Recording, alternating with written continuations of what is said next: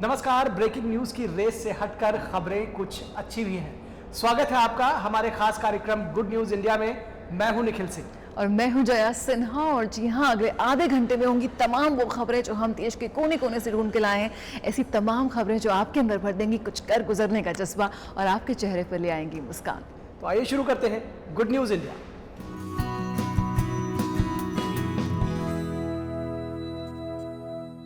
तो निखिल, बड़ी बड़ी कंपनियों की, बड़े बड़े लोगों की अपनी एक पर्सनल वेबसाइट होती है, लेकिन क्या कभी आपने किसी गांव की कोई वेबसाइट देखी है? जी हाँ, एक गांव की वेबसाइट जिसमें आप क्लिक करेंगे तो आपको गांव के बारे में सारी जानकारी मिल जाएगी। बिल्कुल जया, और ये गांव है गुजरात के साबरकांठा जिले का दरमाली गांव। और सिर्फ वेबसाइट ही नहीं कि आप क्लिक करें और गांव के बारे में सारी योजना मिले, बल्कि ये गुजरात का पहला स्किल्ड गांव है। और सबसे खास बात है कि इस पूरे गांव में एक भी व्यक्ति बेरोजगार नहीं है। ये गांव कई मायनों में खास है। आइए देखते हैं कैसे।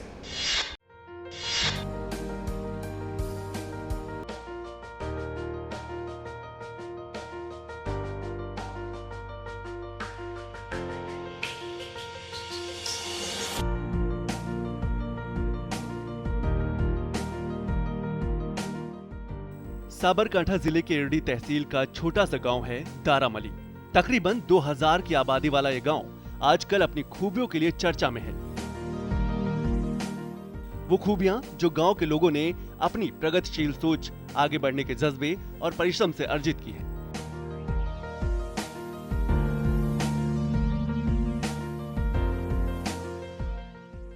यूं तो इस गांव में समाज के हर तबके तक केंद्र और राज्य सरकार की योजनाएं पहुंच रही हैं और नागरिक भी इसका भरपूर फायदा उठा रहे हैं। लेकिन इस गांव की खास बात यह है कि यहाँ कोई बेरोजगार नहीं है। यहाँ तक कि महिलाएं भी मिर्च, हल्दी जैसे उत्पाद तैयार कर बाजार से सस्ते दामों बेचकर स्वावलंबी हो चुकी हैं। हमारे गांव में जो लोग अभ्यास पूर्ण करके बैठे हुए हैं, उनको हम बेरोजगार हैं, उनके लिए हमने तालीम रखी और उसको उनके साथ हमने तालीम देके उसको अपने पैरों पर खड़ा करके उनको हमने व्यवसाय दिया।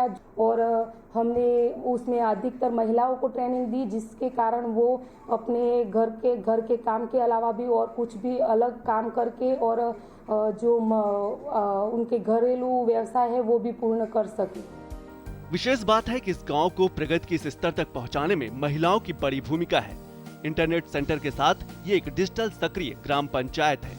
गांव की महिला सरपंच ने एक लिस्ट तैयार कर महिलाओं को स्वाश्रयी बनाने हेतु घर में ही फिनाइल, वॉशिंग पाउडर, बाम, धूप बत्ती बनाने की तालीम मुहैया कराई। और नतीजतन आज गांव की महिलाएं घर बैठे 4000 रुपए से भी अधिक आय प्राप्त कर रही हैं।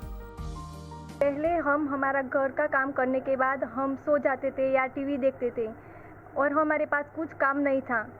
लेकिन गांव की पंचायत के द्वारा हमें स्किल विलेज की ट्रेनिंग दी गई। इसमें से हमने पाउडर, लिक्विड या फिनाइल बनाना सीखा। उसमें से हमको बिक्री हुई और बिक्री से हमें मुनाफा हुआ।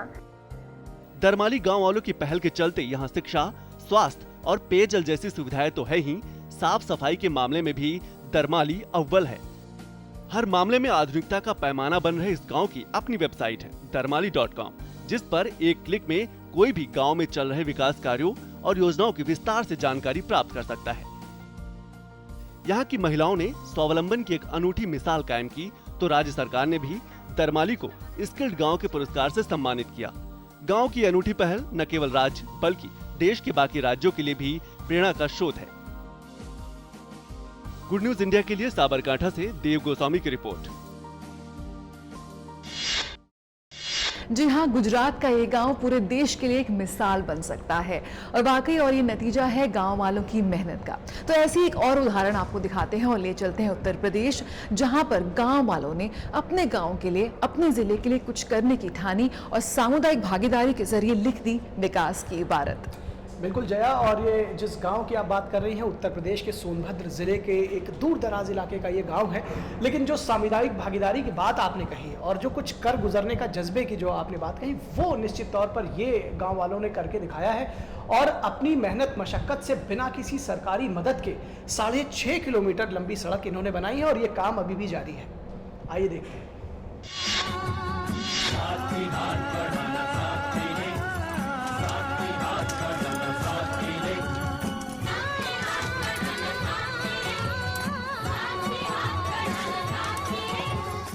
नक्सल प्रभावित जनपद सोनभद्र जिले के चोरपनिया टोले के लोगों ने एक अनूठी मिसाल पेश की है। ये इलाका बेहद दुर्गम है, जंगलों से भरा हुआ है और यहाँ लंबे समय से लोगों को एक सड़क की जरूरत थी। गांव के लोगों ने अपने मजदूरी के कार्यों के बाद सप्ताह में एक दिन रविवार को श्रमदान करने का निश्चय किया। गांव वालों ने खुद ही सड़क निर्माण का बीड़ा उठाया। वर्ष 2014 से सड़क निर्माण का कार्य शुरू किया गया, जो कि आज भी जारी है और अब तक करीब 6.5 किलोमीटर की सड़क बन चुकी है। जंगल के बीच में गांव है और अधिकारियों ने उसको नहीं लेते थे, क्योंकि जंगल में परमिशन लेना पड़ता है, तो टाल मटोल कर करके वो करते थे। इसलिए जो है कि अपना श्रमदान करना पड़ा। जब कहीं सहयोग नहीं होगा तो श्रमदान करके अपनी रास्ता को अपने हाथ से बनाएंगे। तो हम लोग अपना खा के, अपनी समूह बना के, अपनी बाहों से हम लोग अगर धीरे धीरे करके अगर इस चीज़ को बना लिया जाए तो हम लोग का विकास अपना आगे चलेगा। चोरपनिया टोला ग्राम पंचायत पनारी के ही अंतर्गत आता है, जिसमें 36 परिवार रहते हैं। इस स्थान से 3 किलोमीटर दूर स्थित खैराही टोला तक पक्का संपर्क मार्ग निर्मित है। खैराही से चोरपनिया तक जाने के लिए वन भूमि से पगडंडी नुमा मार्ग ही मौजूद था, जिसे इन ग्राम वासियों ने जगह जगह समतल करके सड़क का निर्माण किया। इसी तरह गांव से कुछ दूर पर इन्होंने लगभग 6 किलोमीटर लंबी सड़क का अद्भुत निर्माण किया। तमाम मीडिया की खबरों के बाद खुद मुख्यमंत्री ने सड़क निर्माण के लिए श्रमदान करने वाले सभी ग्रामीणों से मुलाकात की और 5 लाख रुपए की सहायता देने की घोषणा की। तो गांव के लोगों ने आपस में इकट्ठा होकर के श्रमदान के माध्यम से वो रास्ता तैयार किया। तो इस पर संज्ञान लेते हुए माननीय मुख्यमंत्री जी ने इनमें से लगभग परिवार के मुखिया थे, महिला पुरुष, उनको बुलाया, उनको सम्मानित किया, शासक पुरस्कृत भी किया। नक्सल प्रभावित जनपद सोनभद्र के आदिवासी समाज ने यदि हथियार त्याग कर विकास का फावड़ा उठाकर आत्मनिर्भर होने का ठान लिया तो निश्चित तौर पर ये एक अभूतपूर्व कदम है। ग्रामवासियों ने सराहनीय कार्य से साबित किया कि जहां चाह है वहां राह है।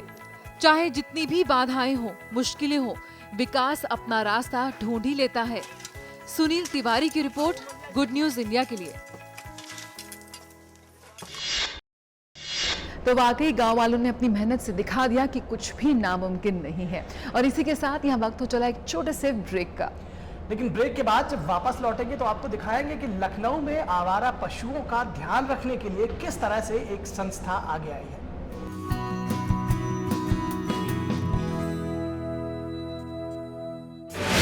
Now the National News Channel of India, live on your mobile phone.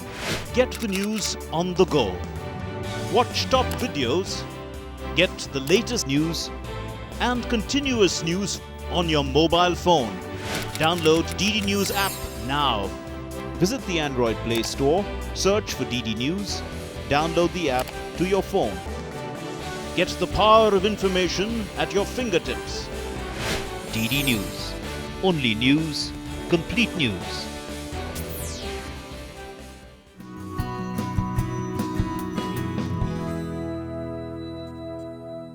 Break के बाद स्वागत है। आप देख रहे हैं गुड न्यूज इंडिया।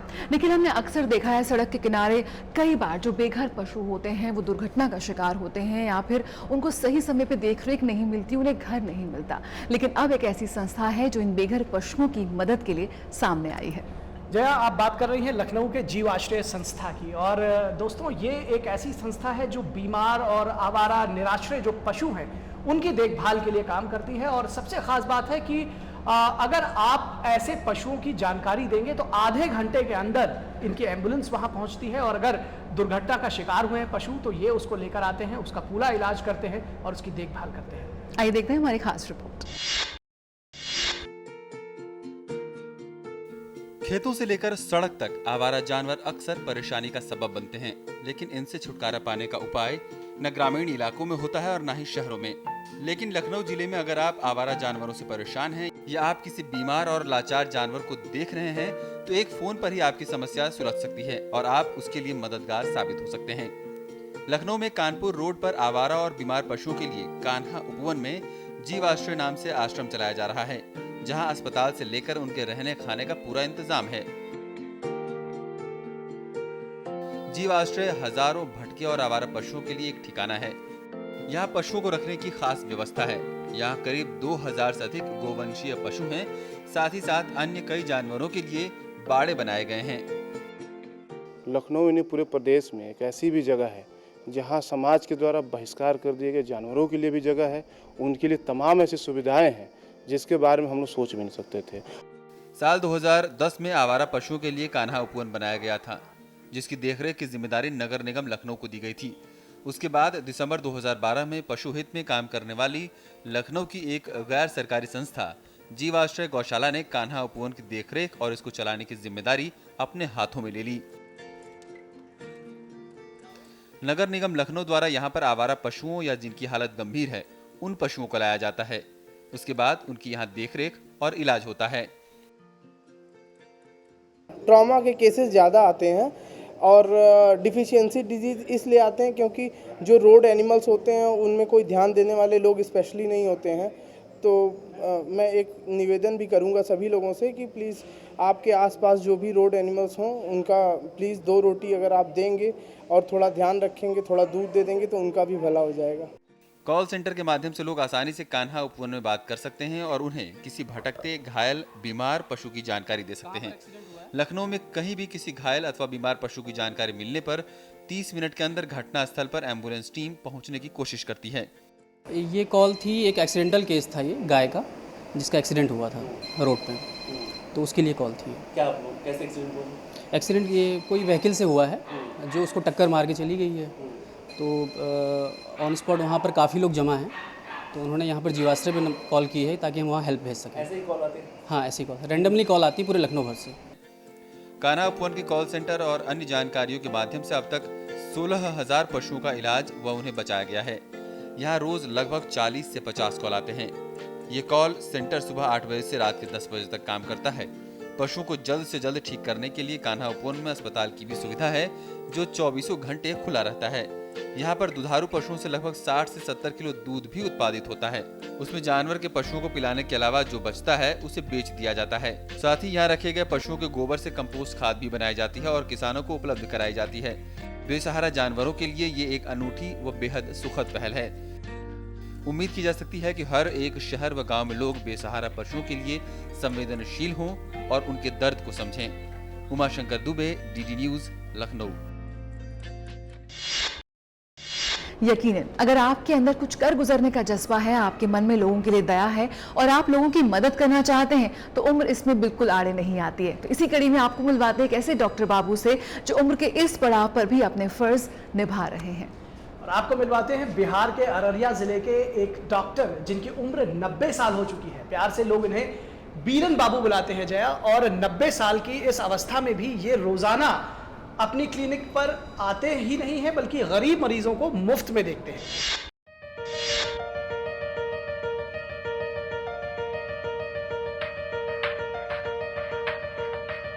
सुबोध मंडल।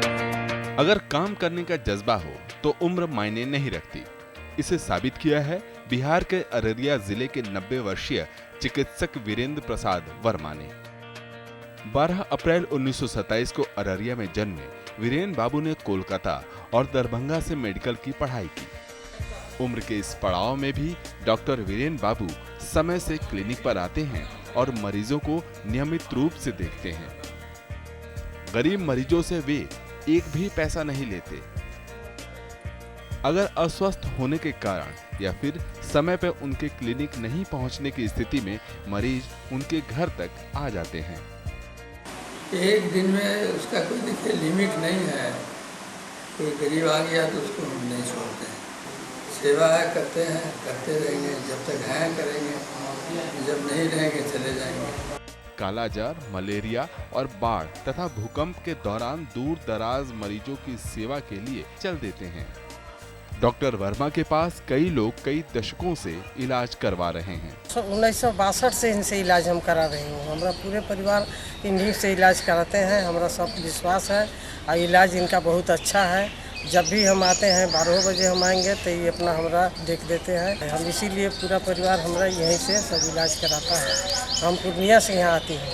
मैं तो इन्हें अपने बचपन से जानता हूँ और ये है लगभग 5 पीढ़ी से हमारे परिवार का इलाज करते आ रहे हैं और ये बहुत ही कारगर दवाई लिखते हैं।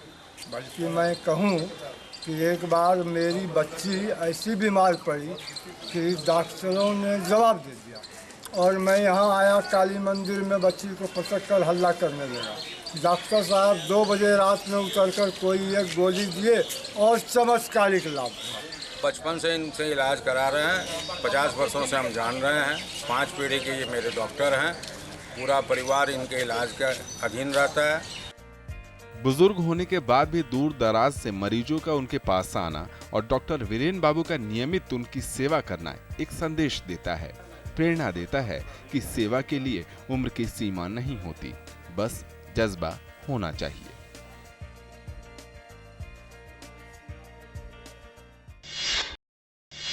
तो गुड न्यूज इंडिया में वक्त हो चला है एक छोटे से ब्रेक का। तो कहीं जाइएगा नहीं, ब्रेक के बाद लौटेंगे और ढेर सारी खबरों के साथ। Stay tuned with us.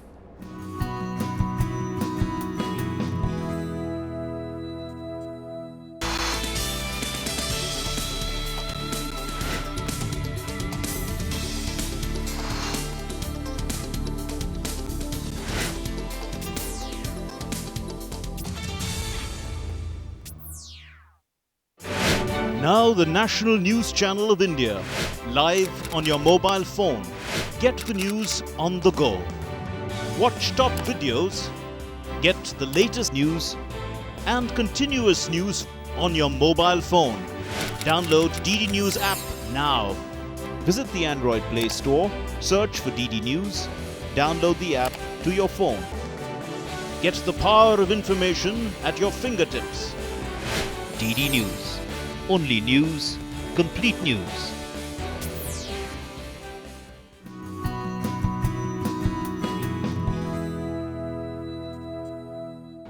Break के बाद स्वागत है, आप देख रहे हैं गुड न्यूज इंडिया।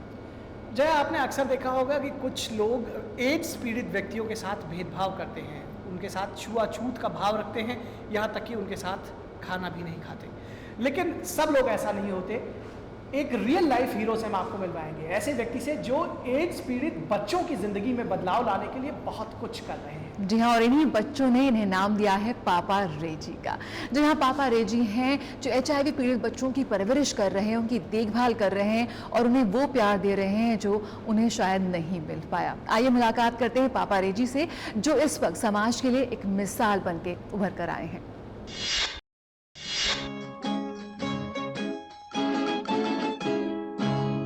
किसी की मुस्कुराहटों पे हो निसार, किसी का दर्द मिल सके तो ले उधार, किसी के वास्ते हो तेरे दिल में प्यार, जीना इसी का नाम है।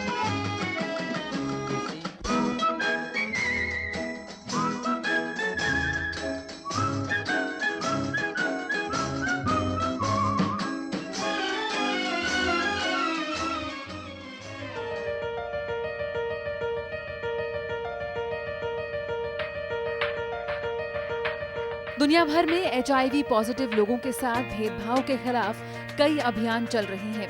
इसी कड़ी में आइए आपको मिलवाते हैं मुंबई में रहने वाले रेजी थॉमस से, जिन्हें पापा रेजी के नाम से भी जाना जाता है। रेजी एड्स पीड़ित बच्चों के लिए उम्मीद की और प्यार की एक अटूट डोर की तरह है। रेजी इन बच्चों के बीच रहकर उनके जीवन को एक नई दिशा दे रहे हैं। इन्होंने 24 बच्चों को गोद लिया है, जिनमें से 22 बच्चे HIV पॉजिटिव हैं। रेजी आज भी उस घटना को याद करते हैं जिसने उनकी जिंदगी बदल दी। 2007 में नेरुल DY पटेल हॉस्पिटल में एक बच्ची एडमिट हो गई, तो उनको मिलने के लिए हम गए था। तो उधर जाके उनको देखा तो उनका कंडीशन एकदम खराब कंडीशन था, एकदम पैथेटिक कंडीशन, एकदम स्केलेटन था उनका शरीर। तो बच्चा ने हमको नूडल्स खाने के लिए मांगा था, लेकिन उस समय हमको नूडल्स उनको ला के देने के लिए नहीं हुआ। हम बच्चों को बोला हम जाके सुबह लेके आएंगे, आपका पास आएंगे नूडल्स लेके, लेकिन वो रात को बच्चे मर गए। तो हमारा दिल में एक बहुत क्वेश्चन मार्क हो गया, एक शौक हो गया, हम इनके लिए क्यों नहीं काम करें। रेजी ने साल 2009 में 2 HIV पॉजिटिव बच्चों को गोद लिया। आज उनका परिवार 4 सदस्य से बढ़कर 24 सदस्यों का हो गया है और लगातार कई HIV पॉजिटिव बच्चे उनके पास आते हैं। 10वीं में पढ़ाई कर रहा हूँ। अब इसके लिए इतना साल से मैं 2010 में इधर आया था, तब से लेकर अभी तक पापा के साथ हूँ। पापा हम लोग को हम लोग को सब पापा अपने बच्चे से भी ज़्यादा प्यार करते हैं और पापा हम लोग के ऊपर बहुत ही करते हैं, हर एक ज़रूरतों को पूरा करते हैं। रेजी के इस अभियान में उनका साथ दिया उनकी पत्नी ने, जिन्होंने कभी इन बच्चों में कोई भेदभाव नहीं किया। वो रेजी के साथ इन बच्चों का ख्याल रखती हैं। स्टार्टिंग में बहुत प्रॉब्लम था, इधर थोड़ा मुश्किल होता था आगे बढ़ने, लेकिन अभी पूरा अच्छा है, आगे बढ़ रहा है। रेजी कोई खास व्यक्ति नहीं है, बल्कि सिर्फ एक पिता है जो अपने बच्चों का ध्यान रख रहा है। HIV पॉजिटिव होने का मतलब ये नहीं कि आप एक नॉर्मल जिंदगी नहीं जी सकते। एड्स पीड़ित बच्चों के बीच एक अभियान के तहत रेजी उनकी जिंदगियों को बदल रहे हैं। रेजी इन बच्चों को उनका बचपन दे रहे हैं और साथ ही ये सबक कि एड्स पीड़ितों से भेदभाव छोड़कर ही होगी एड्स के खिलाफ हमारी पहली जीत। मुंबई से तबस्सुम की रिपोर्ट, गुड न्यूज इंडिया के लिए। दर्शकों, आपके ईमेल्स हमें लगातार मिल रहे हैं, आप हमारे इस कार्यक्रम को पसंद कर रहे हैं, ये इस बात को दर्शाता है। जया, खूब ईमेल्स आ रहे हैं और दर्शक खूब तारीफ लिख रहे हैं हमारे प्रोग्राम्स की। जी हाँ, बहुत बहुत शुक्रिया उन तमाम शब्दों के लिए, हमारी हौसला अफजाई करने के लिए। अब सभी ईमेल्स को तो हम कार्यक्रम में नहीं शामिल कर पाएंगे, लेकिन कुछ चुनिंदा खतों को हमने शामिल किया है। कल्याणी दिल्ली से लिखती हैं, गुड न्यूज इंडिया बहुत अच्छा शो है, इस तरह के और शो होने चाहिए, क्योंकि हमारे देश में ऐसी कई खूबसूरत कहानियां हैं जिन्हें सामने आना चाहिए और हम ऐसी अच्छी और सकारात्मक कहानियां देखना चाहते हैं। संजय फाय का भी खत आया है। उन्होंने लिखा है कि बहुत खुशी हुई ये प्रोग्राम देखकर। ये मनोरंजक होने के साथ साथ शिक्षाप्रद भी है। इस कार्यक्रम की जितनी तारीफ की जाए कम है। पृथ्वी लिखते हैं, ये एक शानदार शो है, हमें ये पॉजिटिव एनर्जी से भर देता है, please keep it up. Bhopal से सुरेश कासलीवाला लिखते हैं, बीते हफ्ते का गुड न्यूज इंडिया प्रोग्राम बहुत अच्छा लगा। स्कूल ऑन व्हील शायद दुनिया का एक अनोखा कार्यक्रम है, बेहतरीन कोशिश, धन्यवाद। बहुत बहुत शुक्रिया गुड न्यूज इंडिया कार्यक्रम देखने के लिए और उसे इतना पसंद करने के लिए। लेकिन अगर अभी तक आपने हमें ईमेल नहीं किया है और आप हमसे कुछ कहना चाहते हैं, कोई भी सुझाव हमें देना चाहते हैं, तो फटाफट से नोट कर लीजिए हमारा ईमेल आईडी। हमारा ईमेल आईडी है ddgoodnewsindia@gmail.com और यकीन मानिए आपके खतों का, आपकी ईमेल्स का हमें बेसब्री से इंतजार रहता है। तो दर्शकों, अपनी प्रतिक्रियाओं के अलावा अगर आपके पास कुछ गुड न्यूज़ हो, आपके आसपास घटित कुछ ऐसा हो जो आपको लगता है कि अच्छी खबर है, तो वो भी आप हमारे साथ शेयर कर सकते हैं। और कुछ गुड न्यूज़ के वीडियोस हो तो वो भी आप हमें भेज सकते हैं। और अगर वो हमारे मानकों पर खरे उतरते हैं तो हम उसे अपने कार्यक्रम में ज़रूर स्थान देंगे। तो हमारे इस खास कार्यक्रम में बस इतना ही। हमारी पूरी टीम को दीजिए इजाज़त। नमस्कार।